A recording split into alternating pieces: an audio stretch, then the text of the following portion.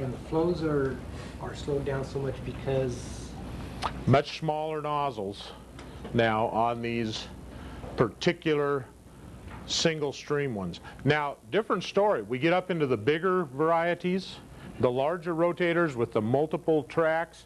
We're putting the same nozzles that we would put in a regular impact sprinkler into those guys.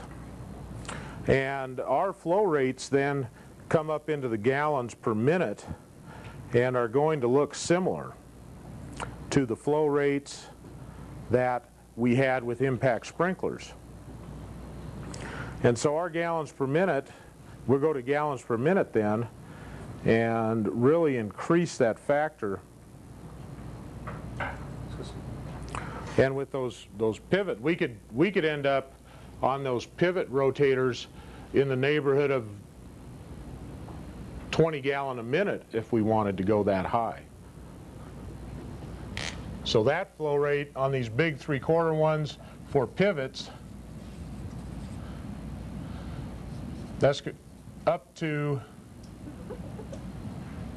which would be less than or equal to, say, 20 GPM. The same kind of nozzles we're going to be able to put in a 40 or 30 series impact. So we're going to have a similar characteristic with those multi-fingered rotators. So what's the advantage of them? What's the... Okay, the advantage is right here. We can run those pivot rotators at, say, 25 to 30 psi. So we have real low pressure. What's the moving part?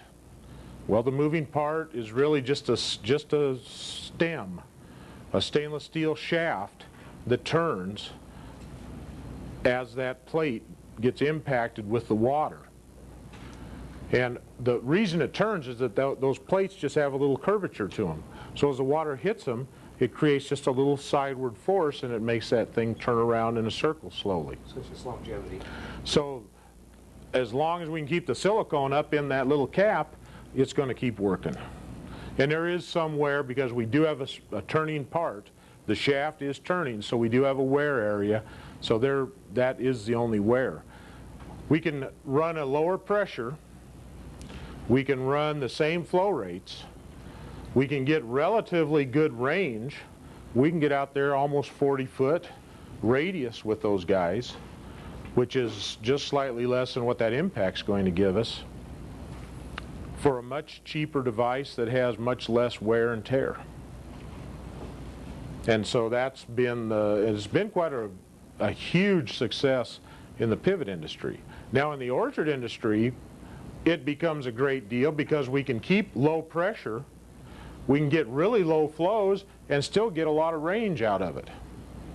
Now those little impacts, a gallon a minute's about the lowest you can go with an impact out in an orchard, a gallon, gallon and a half. And then to get it to drive, it has to be exactly right. It has to be perfect to make that thing continue to drive. That's not very much flow to hit an impact arm to make it keep operating. Kari. Do all impacts require being underground also? As far as the piping is concerned, you can run the piping above ground or underground. When we get out here to Milton Freewater, we're going to look at orchard that's planted in solid rock, old creek bed. And a lot of that orchard, they've put the pipe right on the surface. Now, is that impact or is that... Yeah, we're going to find that there's every variety out there. There's pipe on the ground with risers, and then we're going to find the choice today. If you were going to install one, most of those orchardists are going to request rotators. Less money than an impact. I mean, gosh, that little plastic piece there does exactly the same job that a half-inch base impact does at much less cost. So if they don't require as much pressure as an impact, do you have less problems with clogging? No. Now you're going to increase the clogging potential because you've gone to a smaller orifice. So all of a sudden the filtration has to get a little better. There's a trade-off. There's a trade-off.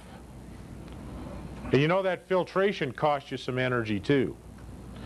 So you lose on the filtration part of it slightly.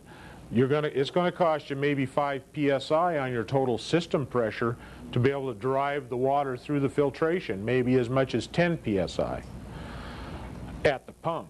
So it isn't a total panacea. There are trade-offs that are existing.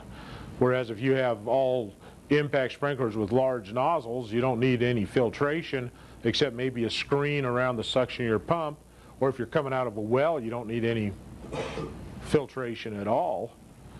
Compared to a system where you're using fine nozzles, now we have to put in some kind of filtration to take out the particles that are big enough to clog the nozzles, which costs us pressure. Even though we were able to drop the exit pressure at the sprinkler, we've added more pressure in the system because we have to drive it now through a filter. So there's some trade-offs that exist in that consequence. So it isn't always as sweet as it looks.